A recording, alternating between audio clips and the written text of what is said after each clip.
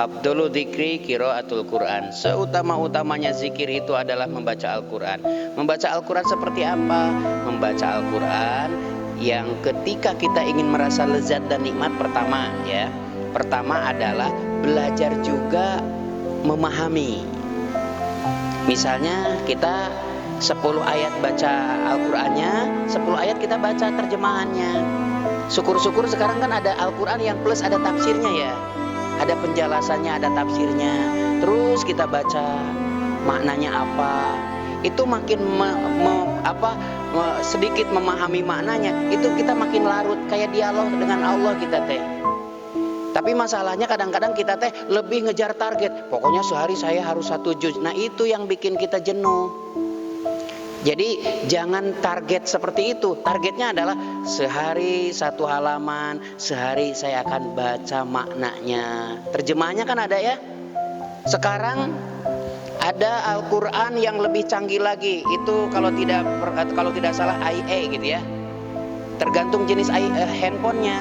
Jenis handphone Android misalnya ada IA Android. Itu disebutkan misalnya asbabul nuzul ayat ini. Boleh kok kita scroll asbabul nuzulnya.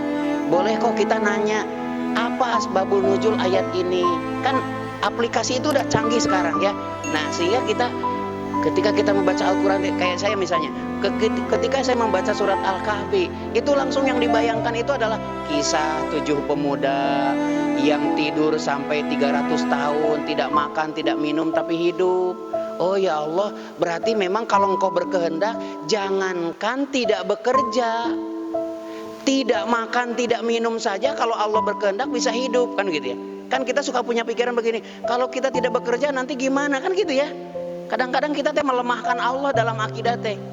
Gitu. Jadi boleh kita mulai baca Quran 1 lembar, baca terjemahannya 1 lembar, lalu beberapa saat kita bertafakur.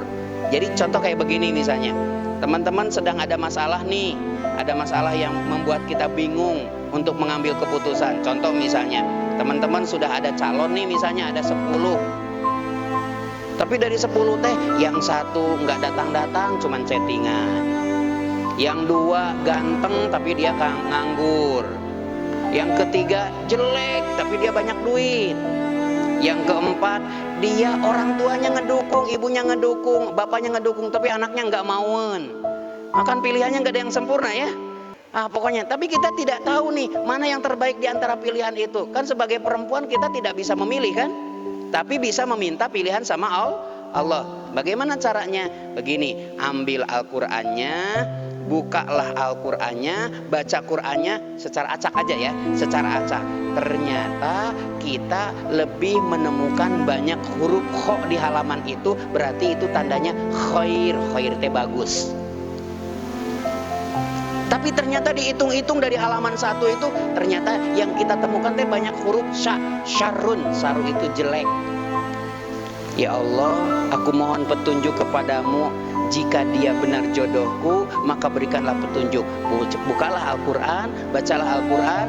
Dari lembar pertama hingga lembar kedua dihitung, syaknya lebih banyak mana dengan khoknya. Kalau banyak khoknya, berarti dia petunjuknya baik. Pernah nggak Mbak hataman terjemahannya? Nggak pernah. Memang itu salah satu, termasuk saya. Kadang waktu umroh itu 30 juz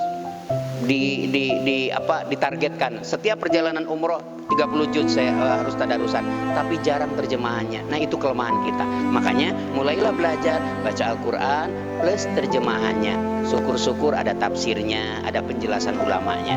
Insya Allah lebih menghayati. Jangan menarget terlalu berat. Hari ini saya harus 1 juz, hari ini saya harus 1 juz. Tapi kita terpaksa gitu ya. Jangan begitu.